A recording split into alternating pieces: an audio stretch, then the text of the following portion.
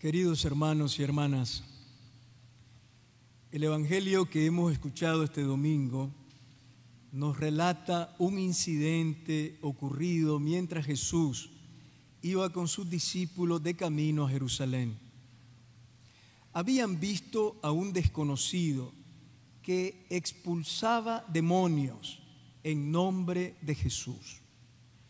A los discípulos no les pareció bien lo que aquel hombre hacía y se lo prohibieron, porque no pertenecía al grupo. Juan se lo fue a contar al Señor lo ocurrido. Maestro, hemos visto a uno que expulsaba demonios en tu nombre, y como no es de los nuestros, se lo hemos prohibido. Los discípulos no se fijaron en el bien que aquel desconocido estaba haciendo. No pensaron en la alegría de las personas que habían sido sanadas. No se gozaron de que la libertad y la vida que Dios quiere estaba llegando a la gente. No. Lo que les preocupaba era que aquel hombre no era del grupo de Jesús y por tanto había que impedirle que hiciera lo que estaba haciendo. Pensaban que solo ellos, los que seguían a Jesús, tenían derecho a actuar en su nombre y a hacer el bien. Ponían en primer lugar al grupo antes que el bien de las personas. Colocaban la idea antes de la realidad. Y cuando actuamos así, es muy fácil caer en actitudes sectarias y excluyentes. Todos abrigamos en el corazón la tentación de creer que somos los únicos capaces y con derecho de llevar adelante proyectos e iniciativas buenas. Esta actitud de cerrazón nos impide reconocer el bien que hacen otros, solo porque no son de nuestro grupo. Los vemos como extraños, los juzgamos, los descalificamos y hasta los tratamos con hostilidad algunas veces. Este es el principio de la intolerancia y de todos los totalitarismos que han hecho tanto daño en la historia. La iglesia misma puede caer en esta tentación de cerrarse al mundo y sentirse un grupo privilegiado que juzga y descalifica.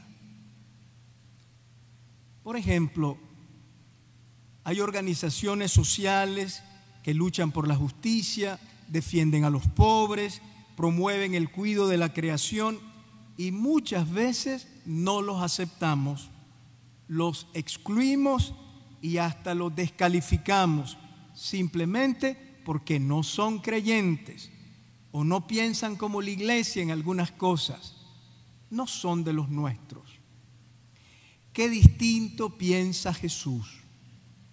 Cuando Juan le dice que han tratado de impedirle a aquel desconocido que siga expulsando demonios en su nombre, Jesús responde: no se lo impidan, pues no hay nadie que obre un milagro invocando mi nombre y que luego sea capaz de hablar mal de mí. El que no está contra nosotros, está con nosotros. Para Jesús, el primer objetivo no es hacer que aumente el número de quienes lo siguen, sino que crezca el bien en el mundo. Prohibir, excluir, desautorizar son acciones que Jesús nunca practicó. Jesús adopta siempre una actitud abierta e inclusiva. Él es el hombre sin fronteras, cuyo único deseo y voluntad es dar vida, abrir caminos para que todos tengan una existencia libre, sana y digna.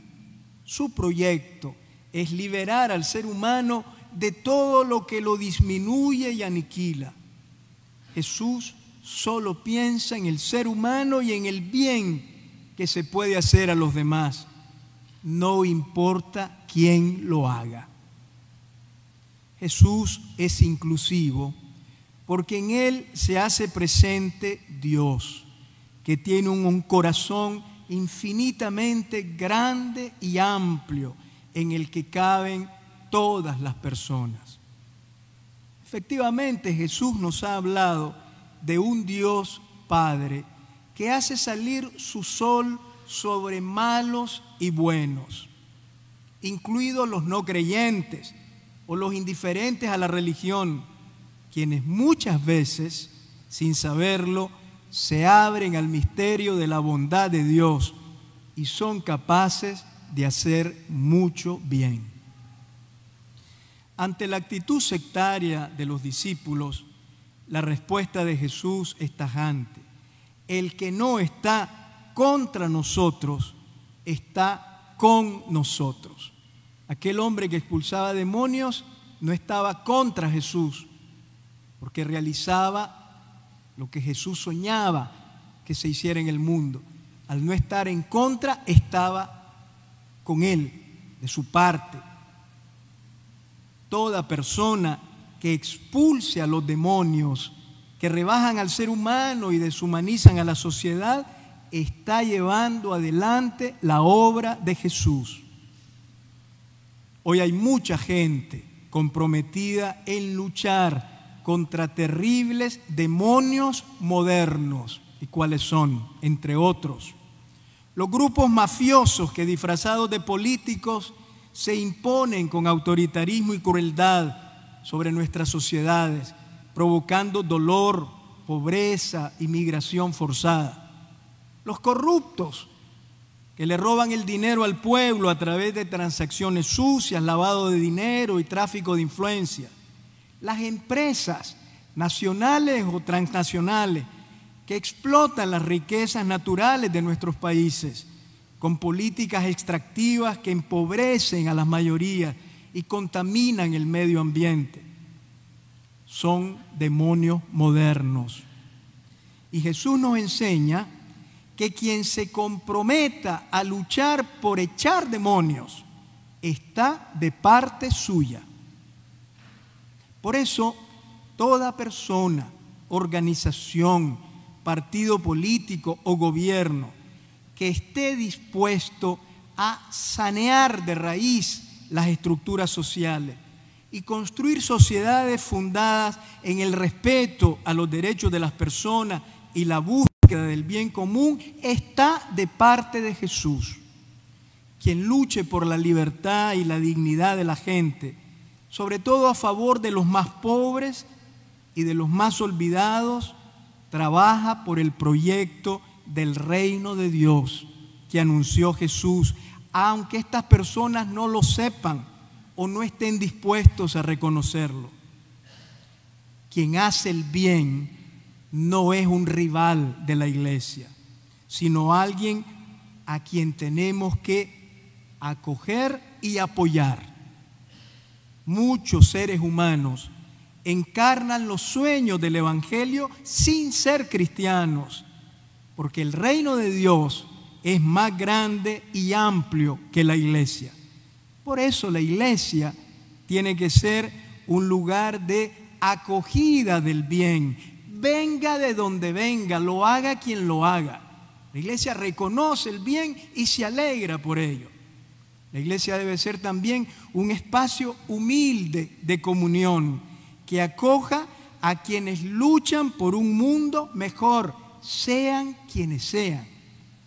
Un espacio abierto tiene que ser la iglesia para caminar junto a la humanidad en la búsqueda del bien y de la verdad. El reino de Dios es también más grande que todo el bien que puedan hacer los distintos grupos sociales. Por eso es ridículo etiquetarnos y descalificarnos para dividirnos y enfrentarnos. En nuestros países es necesaria hoy la reconstrucción de la gran familia nacional, a menudo fracturada y fraccionada por artificiales enfrentamientos que no le hacen bien a nadie. Urge la unidad de la ciudadanía para afrontar las consecuencias nefastas de las tiranías que nos dañan a todos y las grandes diferencias sociales que crean nuevas pobrezas cada día.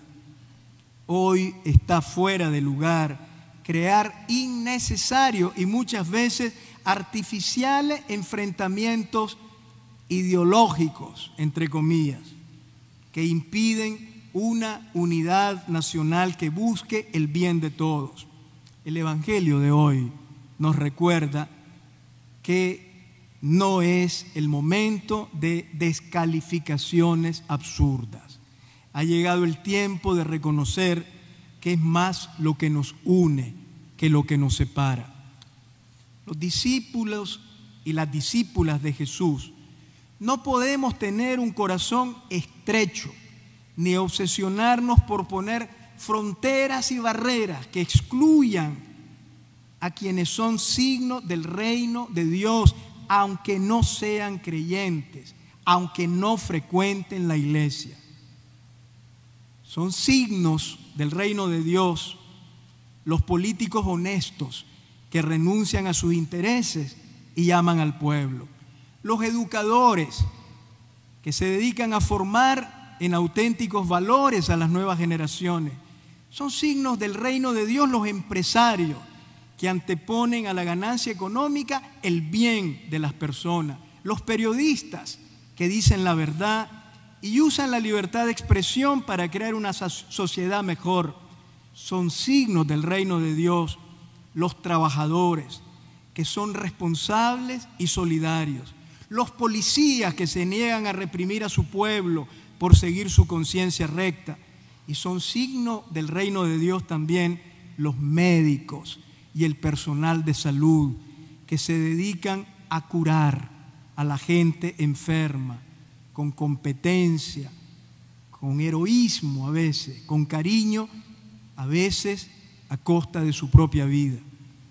Todas estas personas, aunque no sean cristianos, aunque no profesan explícitamente su fe en Jesús y no vengan al templo los domingos, están con nosotros, están a favor nuestro, son de los nuestros, pues con su vida y su trabajo contribuyen a que el mundo sea mejor, más humano, más sano, más fraterno y más digno.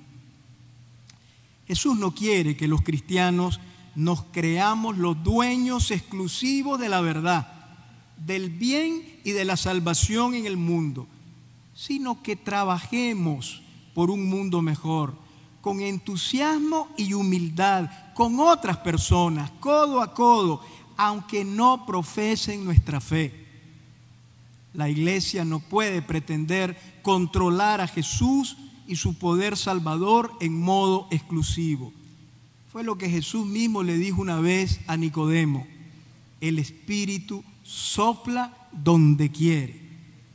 Y muchas veces el soplo del Espíritu va más allá de las fronteras de la iglesia, en el corazón de los seres humanos de buena voluntad, aun cuando no creen en Dios. El reino de Dios es más que la iglesia. La iglesia está a su servicio. Termino citando unas hermosas palabras del Papa Francisco en el año 2014 en un Ángelus. Decía el Papa: todos estamos llamados a no reducir el reino de Dios a los confines de nuestra iglesita pequeñita. Estamos más bien llamados a ampliar la iglesia a las dimensiones del reino de Dios. Amén.